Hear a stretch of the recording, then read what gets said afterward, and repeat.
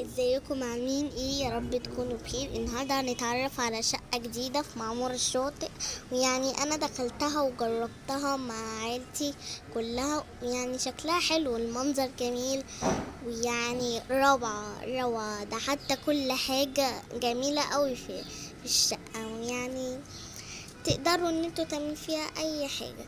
وهسيبكم تكملوا بقية الفيديو، هنبقى نرجع لكم تاني. باي باي. وقبل ما اخلص نسيت اقول لكم حاجه، ده مش بس للبيع، ده للايجار ولاي، وممكن تروحوا فيه تعملوا اي مناسبه فيه. تمام. ويعني حاجه روعه، وتقدروا ان انتوا تعملوا اي حاجه. باي باي.